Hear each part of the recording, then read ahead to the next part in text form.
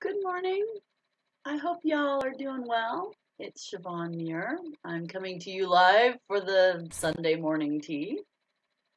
And actually, I'm not drinking tea this morning. I'm drinking uh, I'm drinking hot apple cider because you know hot apple cider is really important. Um, I like it. It's my favorite. It's one of my favorite hot drinks. The thing is, it's like, well, you're drinking hot apple juice, and so you know the sugar quotient kind of makes it so you have to kind of pick and choose when you drink it. But I'm a big fan. I hope you guys are doing well this morning. I am continuing my NaNoWriMo run. I'm at 34,000 words, so I only have like 14,000 words to write. And if I write 4,000 words today, I'll be down to 10. Trust me, that's kind of like one of those, ooh, really? I could finish this in 3 days, which, if I do finish it in 3 days, that means that I won't have to worry about it because Thanksgiving's coming and Thanksgiving takes a lot of time and prep. And yeah, so good morning to anyone who's joined me this morning. Thank you for stopping by. This morning, I want to talk about, hot apple cider and the holidays, but also make it gifts. One of the things that you hear a lot is, oh, someone made it for me, so obviously they don't care. My father was a big proponent of that, as a matter of fact. When I was a kid, I used to want to make art and items for people. Things like, I don't know, drawings and sewing projects and things like that. And I was a kid, so my quality wasn't exactly what you'd call 100%. But so my aunt decided that's really cool because we were all kind of an artsy fartsy family, and she said, let's do make it gifts. And my dad was like, you know what? You really need to buy someone a gift because nobody wants your half made junk. Yeah. It was kind of an interesting thing. He didn't put any value into make it gifts at all. And I guess coming from a little kid, you're right. Make it gifts might be kind of like, well, whatever. But there's a lot of kids out there who have a fair amount of skill in what they do and what they make. And if you think about some of your friends who are your age, who are good at making things, that it takes a fair amount of skill to do those items. And what you get is someone making an effort to make something they think you would like, with all their love and all their heart in it, and whatever skill they have. I have a friend who's a master at crocheting. She can crochet like a 7 or 8 foot long scarf in an hour and a half. I'm going, whoa. She's obviously a master, so if she makes something for you, it's going to be sweet. Well, so this morning, Murlet number one decided that she wanted to make baskets. She's been hounding me for months to buy basket core, not basket cord, but basket core. And it is a thick rope-like material that you can use to make a basket, and then you wrap stuff around it. She was doing a weaving basket. Well, we have more yarn than we will ever use in like 3 lifetimes. So she said, Mom, what if I make everybody yarn baskets this year for Christmas? And I'm like, sure. She had made some for school. It was a school project to start with, and so she learned how to do it, and she was pretty excited. And I said, yeah, absolutely. So this morning, right, maybe an hour and a half, she made a basket. See it? It's got all these different colors. She used the basket core and then different colored yarns. So it's harder to tell, but this stuff here is purple, and then there's white on top, and then there's black and silver, and there's this coppery stuff and blue, and yeah. So she made a basket. It's a little one. I mean, we're talking like little baskets so you could hold, pens or paper clips or other little things that you might need a basket for, the old batteries, that sort of thing. And it's a fairly nice thing. And what I told her, I recommended her to do is to use different color yarns so that that it would look more like a patchwork quilt, because the patchwork looking baskets are actually a lot more attractive than just a solid color. Although if you did a solid color and then did designs in the solid color, you probably could. It looks good too. So she wants to make these for the family, and I thought that's really cool. But the key here is it's a make it gift. So somebody's making it with their skill and ability from the heart. And then they have to buy all the materials, of course, the basket core and all the yarn. And they put it together thinking of you. It's quite a gift. So she is going to do this for the family, and they're going to get a fairly useful art project, because you use it for lots of things. So um, for those watching, I really caution you when someone gives you something that they made. It might not be perfect, it might not be store-bought, it might not be, um, made in China. It might not be all of these things that we are so used to getting, at the store. Understand that someone put the effort and joy into making something for you, and the time and the materials. And so don't look down on make it gifts. They're actually great things.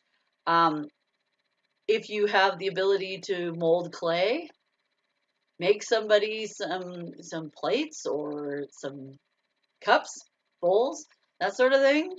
Um, there's a shop down in downtown Cheyenne called Graffito, and you can go down there and you can take blank pottery of various kinds, like cups and bowls and plates and platters and even little figurines, and you can paint them with glaze, and then they fire them, and then you have these wonderful items that you can give to people, and they look beautiful and they look professional too, because they show you how to use enough glaze to make them look nice. That's another make it gift. If you know how to knit, or you know how to crochet, or I know I have a one reader. She lives here in Cheyenne. She makes these amazing shawls. I gotta talk to her and see if I can get a shawl. She makes these amazing shawls through crocheting or whatever she does, and they're beautiful. And again, it's a make it gift. Find somebody who's skilled at that, and so if you receive something like this, please don't turn your nose up at it, and don't make the person feel like they've wasted their effort on you, because someone did go into the time and effort to make something unusual and beautiful for you, and they were thinking about you. So, just a suggestion about make it gifts. Um, yeah, just a suggestion. And a make it gift can also be, here's the other thing. A make it gift can also be things like cookies or bread or goodies, because those are make it gifts too, and they're consumable. Hopefully you're not allergic to them. Obviously, they would want to find out if you're allergic to them, but yeah. Which reminds me, I do have a group on Facebook.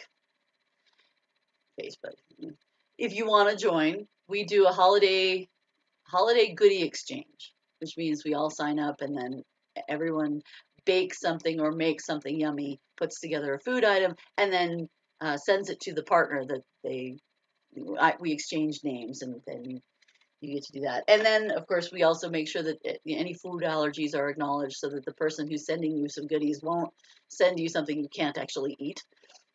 So if y'all are interested in that, please do go to Facebook and look up Holiday Goodies 2018, I believe is what it's called. It's a public group you can join, and we'll make announcements about when things go together. And I participate every year, and yes, I do send out goodies, things that I've made. One year I sent out my um, almond flour star bread. Another time I sent out my chocolate chip kiss cookies. So yes, we do those sorts of things too. Um, Make it gifts. See, make it gifts are wonderful, and especially if you're good at baking or sewing or knitting or crocheting or painting or wrapping or whatever it is you do. So totally a good thing. And yeah, if you receive something, definitely say thank you because someone made it for you with that with you in mind. That's pretty special. The other thing I wanted to do, I don't know if y'all have signed up for my newsletter, but you can. I will type up um, the link here, but the uh, um, the the newsletter had a cover reveal in it that I didn't show to anyone else. You had to be signed up for my newsletter to be able to do that. And if you did that, you would have seen the new cover that's coming for a book that comes out in January. In January, we start off the run of the 3 Cocky Biker tales that are coming. The first one is called My Forever Cocky Biker Encounter. The second one's called Dude with a Cool Car. And the third one's called Angel Ink. Now, while I was sitting around writing these other stories, I came up with the plot bunnies for 2 more. Like I need more story, like I need more plot bunnies. But they come up whenever you're trying to think of something else.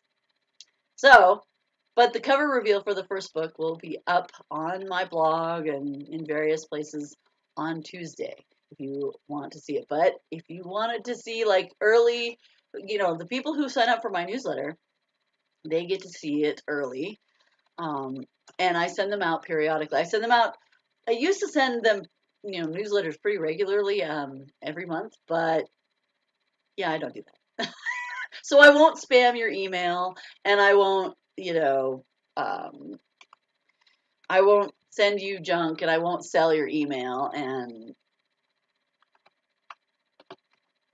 you'll get an opportunity to find out news before anyone else. It's kind of one of those things where it's a little exclusive.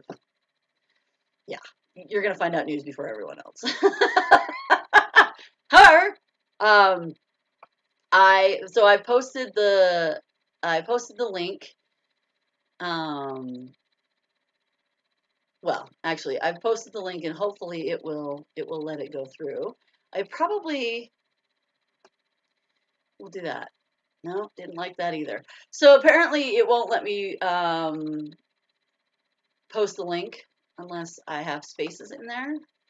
So we'll try that. Don't add the spaces. Nah, I didn't want it. Okay.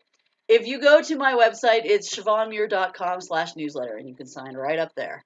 Apparently, it won't let me put up the link, so unfortunately, that's just the way it's going to be. I'll put it in the maybe I'll put it in in the comments below. But in any case, you guys can sign up for my newsletter, and you will get early promotions and early reveals and things like that. And then again, this week I'm going to put up the cover for My Forever Cocky Biker Encounter. So that's how that's going. Since nobody's commenting, which sometimes makes it a lot easier to keep talking about things, I am going to kind of wrap this up kind of quick. I know I usually do about a half an hour and I talk to all y'all, but today I'm just not feeling it. So I'm going to duck out here soon. But just a little reminder about how this system works. If you're on YouTube, definitely click that little bell and subscribe to my channel. And I talk about writing, I talk about romance, I talk about hot men, because hot men are part of the deal when it comes to knowing about Siobhan Muir and Dauntless Romance. I have my man wall here. There's plenty of hot men over here, and I periodically show that.